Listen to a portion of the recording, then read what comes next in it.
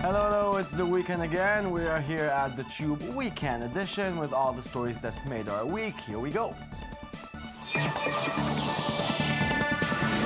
With me in the studio are the one and only Sharingel and Yaron Tenbrink, the Tube's team. How was your week, B-boys? Yeah, good thing it's over. I want to go to sleep. It was a very busy week. We had to deal with elections here in Israel, and that's behind us. Let's hope for a long time now. 4 years. 4 years to go. Okay. Or 1.5 or Yeah. 2, we don't know. Yeah. It was a great week. It was a celebration for democracy, if you're Jewish. And yeah, I'm happy because I'm Jewish and my prime minister didn't say, watch out, they're voting. So yeah, great. Okay, a tone of irony there. Yeah, And it's like- now, the Israeli elections are finally behind us. It was an ugly race, but also a viral one. Every party from major to small tried to conquer Facebook with funny and creative videos. And almost all heads of parties, including Prime Minister Netanyahu, appeared in videos to tell some jokes. None of them were all funny. V15, an organization that tried to vote against Netanyahu, was perhaps the loudest of them all on the web, so they released tens of creative viral videos. It got huge numbers and attention also on social media, but it failed. What happened? Let's watch a sample and discuss it further.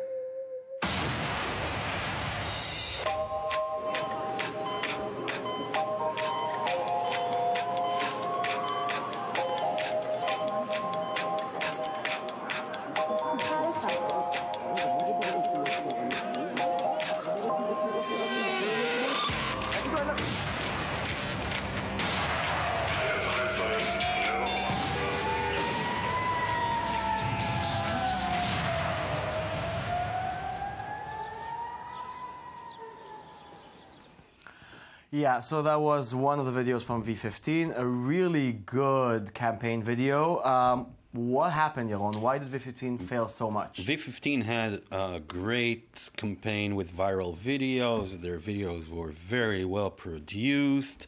They failed because you cannot replace a prime minister that's been here for 6 years just by saying, not him, someone else.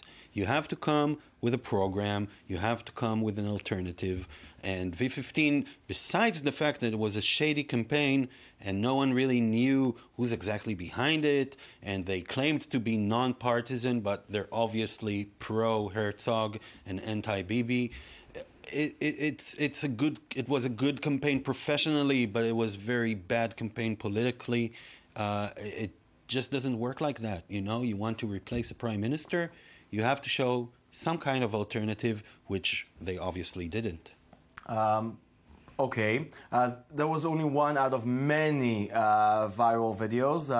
What do you think that happened this election with the involvement of the politicians themselves in these videos? Have they all become clowns of their campaigns? Yeah. It's very simple. It looks like politicians, especially in Israel, but I think it's going to be a worldwide phenomenon where politicians don't want just to be lawmakers, but they also want to be stars, and they can be stars because they are talked about a lot. And this is exactly the place where they can become their own stars of their campaign, of their party. The Obama syndrome, maybe? It's kind of the Obama syndrome, but Obama had something behind it. Like, Obama is a good interviewer. Bibi is not. So Bibi, our prime minister, when he comes to do all those funny things on his campaign, it's like it's not backed up by a personality that can sit in front of a journalist and actually produce well researched facts, and Bibi cannot be this personality without a script. He needed a script, and this campaign gave him the opportunity. And a lot of people kind of got confused with doing the real politics and just making jokes. What do you think, Yaron, about the involvement of politicians in their campaigns? I mean, it's not just the politician, it's mainly their strategists and the people that told him we should do this. And they're all thinking we should have viral videos because viral videos are good, right? And Obama won on the internet, so we can do it too. But it's so completely different in Israel. First of all, the election system is different, politics are different, and I think also Israeli politicians are very different. They are not funny people, most of them. And when they try to play it, and they try to act it, the result is usually a bit fake. It's artificial, and they do produce some very well-made viral videos, but that does not affect voting at all. So what can we learn from what happened online about in these elections? I think, first of all, the hate campaign failed. Even when it was funny, it failed. When the hate campaign is not only online. It was the campaign from what happened online. But the online campaign was usually... Look, V15 is a very good example because the videos are really well produced, but they had no content behind them. And there are too American for my taste. There was like one campaign ad that looked like a Chrysler ad. It was a copycat of a Chrysler ad from 2 years ago from the Super Bowl called Halftime in America. And they tried to bring it to Israel, saying, Israel, I love you, but we have a problem. And it was black and white. The conclusion is that the internet in Israel is not global, it's still the internet in Israel. Even more importantly, Facebook is completely not relevant for an election campaign, especially in a small country in Israel. What you get is a feed of people who think similarly to you, and your ability to affect other people who think differently is very minimal. And we've seen political parties from all sides investing tons of money throwing it on sponsored links and sponsored videos on Facebook, and that has absolutely no impact. Facebook is out of the political game. The algorithm Facebook is using just does not allow for efficient political propaganda. You just convince the convinced. And I think the number one lesson for Israeli politicians and strategists is leave Facebook, get to the streets, get to where the voters are, get to the distant towns in the periphery of Israel. That's where the elections are won. Listen to Yaron, he knows what he's talking about. Let's move on. This week we talked about Meerkat, the new and hottest streaming app that will let you stream live events over Twitter. Meerkat has been the recent darling of the tech industry, exploding to more than 100,000 users since the app launched a couple of weeks ago. The service initially had a tight integration with Twitter, depending on Meerkat users to link their accounts to their Twitter followers. Soon it will have a competition from Periscope, a small startup that does something similar and was bought by Twitter last week. Tough luck. Is streaming going to be big? Let's hear what Meerkat's Israeli CEO Ben Rubin had to say. There are always going to be changes in App Meerkat, because the way we looked at it as Twitter would be a perfect place to jumpstart the community and jumpstart our vision. The plans that we had just got a little bit pushed earlier. So this is the last question for the Meerkat folks, and then we'll do the rest of this on my platform. All right. And then we'll publish that. A lot of folks think that sort of the growth you've had to date has been because you sort of ridden on the back of the Twitter graph. Once you don't have that access, what do you think happens to Meerkat's rapid growth? So there is. So let me be clear on that. There is no possible way to stop tweeting to Twitter live video. There is no possible way, even without API. There's a certain way the OS built. There's a certain way the platform is built that even without API, everyone can tweet. So, Shai, streaming, is it going to be the next big thing? It's going to be a big thing. I don't know if it's the next big thing, but it's going to be a big thing. I tried Meerkat this week, and I have to say it's kind of great. I really liked it. I really liked looking at streams of other people, and I even had my own stream on election day. For a journalist, it's a really good tool. But even as a viewer, I have to say there's something we don't understand, but a lot of teens do. We talk about the effect of the internet of people not feeling lonely. Even looking at a person just typing on his computer and having you can see him and you can maybe say something to him and see it live. There's something to it. But even just if help me get the techniques of it, okay? Yeah. It's not a video that you shoot now live and then gets uploaded. It's you opening a camera. It's live Yeah. broadcasting. Live broadcasting, which is something old. It's old, but now you can do it with your smartphone, not from your laptop or desktop computer at home, but you can take it everywhere. You can broadcast from everywhere. I think it's only going to work like if the people broadcasting are are interesting at all. You know, if it's a journalist somewhere in a war zone, it's amazingly interesting. If it's just me sitting at home, opening my phone and going like, look, that's where I live, that's boring. I mean, that's going to be also big. I have to disagree with you. Yeah, because you can see on YouTube what people enjoy watching, and you know, so might this change versus save Twitter? Yes, I think so. I think this could be the next thing for Twitter If it to works.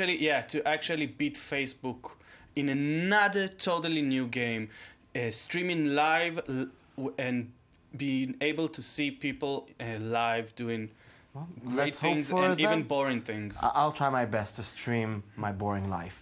Now, this week we found out that Nintendo will finally take advantage of the smartphone gaming craze thanks to a new partnership with Japanese mobile software giant Dena. Both companies announced, hooray! So the new venture will bring true Nintendo gaming experiences to mobile platforms for the first time, which is something fans and even Nintendo's investors have been demanding for years. So, Mr. Gaming, what do you think? What took it so long?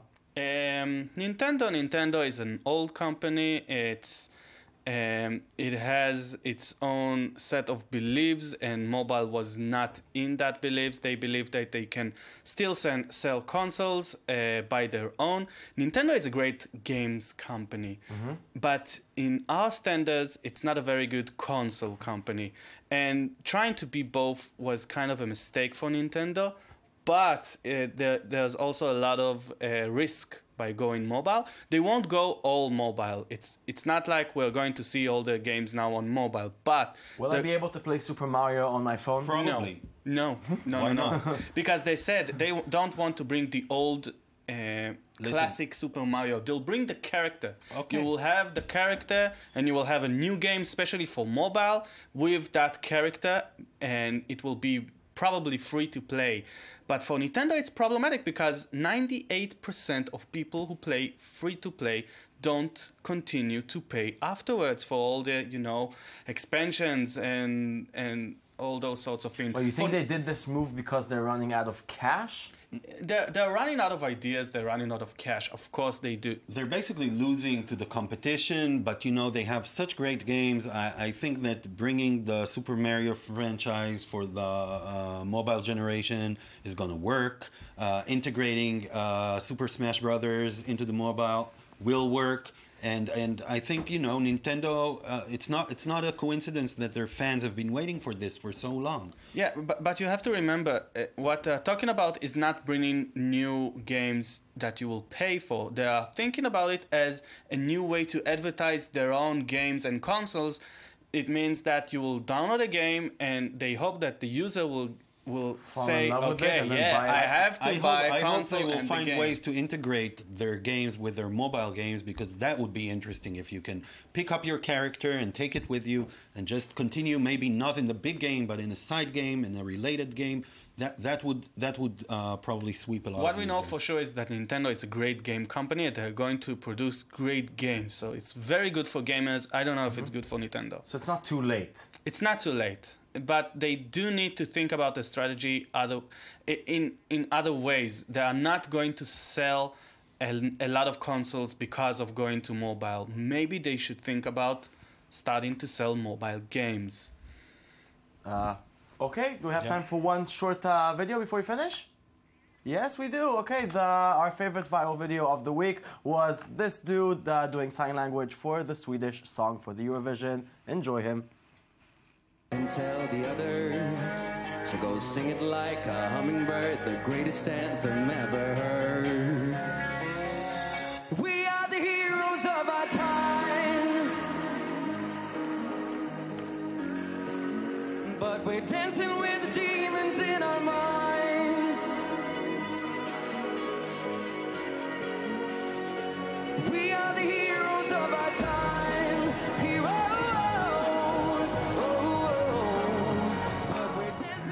Amazing. I love the fact that the word demon is in there because, you know, it comes with the face. Thank you very much, Shai. Thank you very much, Sharon. Thank you very much, Swedish translation guy. We'll be back on Monday with a brand new show of the Tube, Twitter, Tumblr, the Tube 24.